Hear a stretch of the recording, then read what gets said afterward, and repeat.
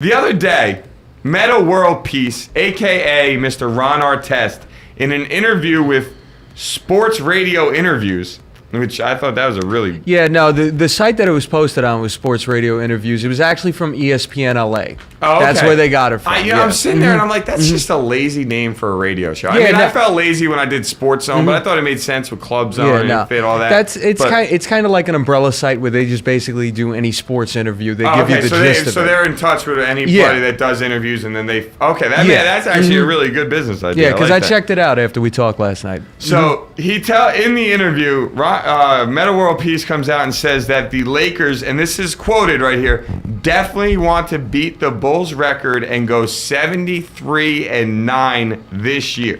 He says that we definitely want to beat the Bulls. That's definitely something that I want to do. Whoever is out there at the beginning of the season, then we got to get it. It's as simple as that. We just have to get it. So the host of the show responds saying, so that Bulls record is something you're thinking about. Our test comes back with no question. You try to snatch records before you leave this earth.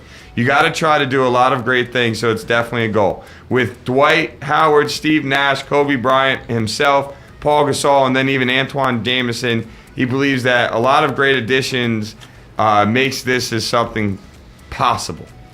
So I know my opinion, but I'd like to pass it around to you guys first, and everybody out there in the chat room. If you'd like to talk about this with us, please contribute. But does this Lakers team have enough talent and the type of schedule that will allow them to go 73-9? No. All right, Eric? No? No. They don't have a chance in hell of going 73-9. Okay. They don't have any chance. There's a 0.00% chance they can go 73-9. They are not better than that Bulls team that won 72-10. The league is a little bit tougher now. Even if they only had to play Miami once, there's pretty much a loss. Dwight Howard's not even starting the season on time. They got to play Oklahoma City and San Antonio a bunch of times. They're probably going to lose to the Mavericks at least once. There's no chance that the Lakers can only lose 9 games this year. All right. Now, can they win over 60? Absolutely. Don't doubt that for a second. I don't doubt that they can go 62-20. That's not out of the realm of possibility. Hell, they could probably go 64-18. That wouldn't shock me. It would absolutely blow me out of the water if they went 73-9. Mike, what do you think? Well, no, I don't think they're going to wind up beating the record. But I just want to touch on the comments real quick, because when you told it to me last night and I started looking it up, my initial reaction was, "What a freaking idiot! Why is he making these outlandish statements? Why does he feel the need to do this?" Actually, Mike's response to me was, "Why do people give Ron Artest to talk into?" That was word for word what he said to me on the phone when I told him I wanted to talk about this today. He's like, "Why do they even give that guy a mic?" But here's that was my exact reaction. But here's the thing: after reading the transcript of the interview, he made the comment in response to them talking about Dwight Howard's injuries, and the way he said it. Listen, everybody wants to do something. Everybody wants to win. To me, him saying we want to beat that is like saying we want to win a championship. All right, you better feel that way because you have to play an entire NBA season. You better feel like you guys can do that. You better feel like you have a goal in mind. So I can actually respect that a little bit more than I did when he initially said it. Everybody wants to win something, whether you're playing for an MVP championship, whether you're playing to get to the playoffs. You have to have some sort of goal in mind. If that's the goal they want, hey, you can have it. It doesn't mean you're getting there. So I can't really fault him on that.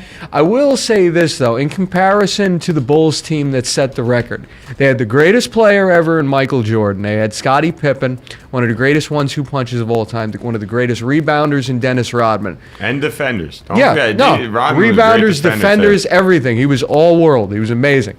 But as far as roster, pound for pound, you look at the team after that and had guys like Steve Kerr, and it had the three-headed monster at center of Luke Longley, Bill Wennington, and Will Perdue. I agree that the top of the Bulls roster is still not a match for the Lakers, but I say pound for pound, Lakers have a pretty good roster. And if you go through their roster with the Bulls roster pound for pound, it's probably I'd Yeah, say but it's a little closer. If you look at the NBA is shaped differently than it was back then too. No, it was. There was yeah. only a superstar, and then you had a guy who played like Robin. But Pippen. you were also just starting to get the teams that were trying to put not the big three, but the teams that were starting to put the superstars together. The year that they won, I believe that was the year Allen Houston and Larry Johnson joined the Knicks. I believe that was the year Juwan Howard joined Alonzo Mourning with the Heat, who still had Tim Hardaway and Dan Marley at that point. So you had some teams that had some deep rosters on it. Maybe not as superstar-laden as today, because the league has become more superstar-centric than it was back then. But you still had teams that could go deep, and that was still an era where you had to play defense. That was the era where if you scored 100 points in a playoff game, you actually earned them. And you faced a team that was playing nonstop defense from the opening tip-off to the end of the game. You can't say that about today's NBA. No, absolutely, I agree with that. Now, I am looking at the Lakers roster right now.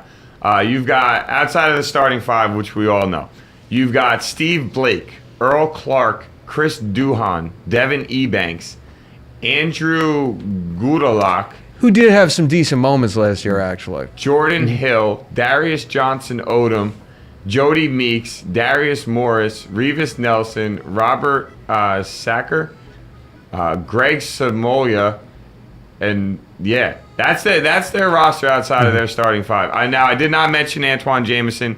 He technically will be coming off of the bench. And now let's be serious. NBA teams in the regular season may go 10 deep on their bench. Maybe if you're the San Antonio Spurs, you'll go all the way through all 12. Popovich just he's worried about longevity. Not I'd say right now record.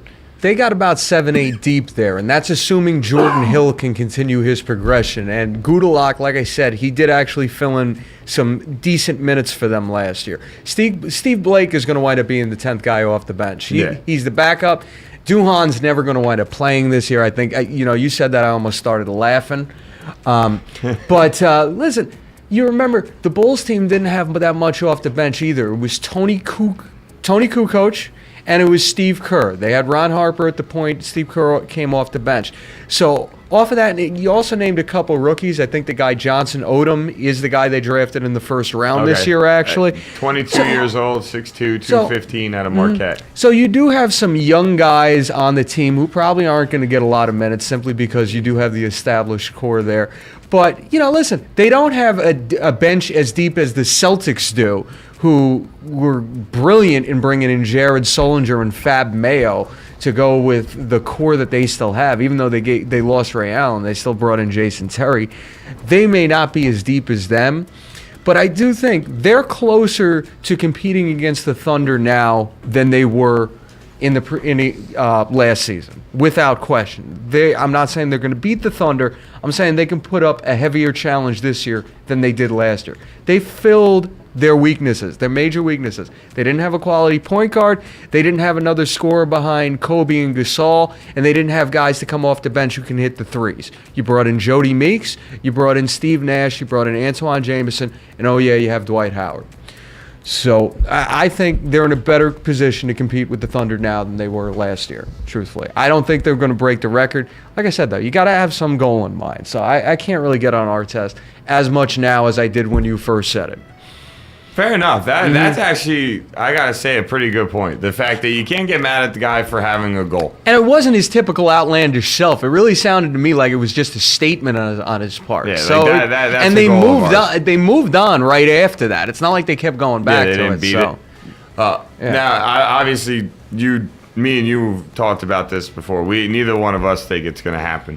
Now, I've looked at the Lakers' schedule. I mean, let's be serious. It's the NBA. So it's not like you can sit here and look at an 82-game schedule and be like, oh, well, they'll probably win here, but maybe lose here. They'll probably win here. Because honestly, we don't have time like that on the show. Anything can happen any given night too. Yeah. I mean, they can lose to the Golden State Warriors. I mean, that's not out of the realm. And not to mention, we've mentioned Howard probably isn't starting the season. Yeah. Steve Nash, it may be one of the best point guards that have ever played the game, but the simple fact of the matter is, he's too damn slow to guard the really good point guards. He's not there for defense. He's there for offense. They brought Howard in for the defensive aspect. He'll just clean up whatever's left around the basket. Yeah. It allows Gasol to step away from the basket a little bit, which he's a little more comfortable doing. I understand the roster moves that the Lakers made. I think they were all good moves. I think it's moves that help them move towards a championship in the short term because, I mean, granted, long-term wise, Nash isn't going to be there long-term. So It was like, what, a 3-year deal? I'll be surprised if he plays all 3 years. He won't play all 3. He's 38 years old now. That would put him at 41. I don't see him being a serviceable point guard at 41. But then again, who knows? I mean, you're watching J-Kid. He's still serviceable. Yeah, you do have to define that serviceable because Steve Nash, even at the reduced capacity he's at now, is better than some of the point guards in the NBA. He's better than most of the point guards in the NBA. I'm not going to say that, but 3 years down the road, when literally he has no defense left in him, then it becomes almost a liability because as much as he could do on the offensive end, if he's giving up a basket every time on the opposite end, on the defensive end, then it doesn't make a difference. It's just a wash. I do want to say something that McLovin G-Men threw in the chat room because I actually think this is a great point. We also got to keep in mind that it's going to take them time to develop chemistry. You know, everybody thought the first year that the Miami Heat came out and played, they were going to go out and dominate, but you got to learn how to play with each other. There's a difference, though, is they brought in two guys, unlike the two guys that went to Miami and Bosh and LeBron, who are a power forward and a small forward, respectively.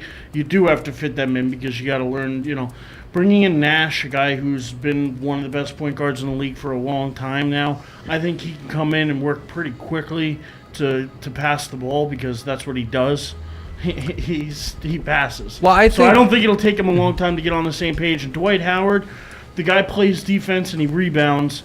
I don't think he's going to have a hard time integrating himself into the paint either because that's where he lives. Yeah. So I don't see necessarily – I see it as two different pieces, two different positions. I think they'll be able to integrate a little quicker than the Heat did. I do. I think of the two, I think Dwight Howard's probably going to take the longest to adapt simply because Nash is the consummate professional. He comes into a situation and he's able to adjust to it and he can respond to it. And he's professional enough to be able to know when he needs to take a back seat and when he needs to step up. With everything that has gone on with Dwight Howard and now the fact that he's going to be starting his season later than everyone else, basically, I'm really wondering how long it's going to take him to adapt to everything with the Lakers and how he's going to need to take a back seat at times. You know, you say the thing about him being a defender. He is a good defender. I just really wonder in terms of the inside how he's going to adjust playing to the Western Conference teams as opposed to the Eastern Conference teams on a nightly basis. You know, I know a lot of the better forward center types. Some of them have moved to the East, but there's still a decent amount in the West. In particular, I think him and Ibaka is going to wind up being just a dream matchup for the next couple of years. I've always been very high on Ibaka. He's a hell of an athlete. Yeah, no, he's a great one. I think he's going to wind up matching up with him if he doesn't match up with Gasol. I think that and he's someone who I think may not be the scorer Howard is, but I think he may have a toughness edge over him, truthfully. That's my own personal opinion. See, I see it the opposite. I think Dwight Howard, once he's still young, believe it or not. He's still, 26 years old? Yeah, no, absolutely. Once he really comes into his own, give him about 2 more years, and he's going to be like watching Shaq almost back in the day.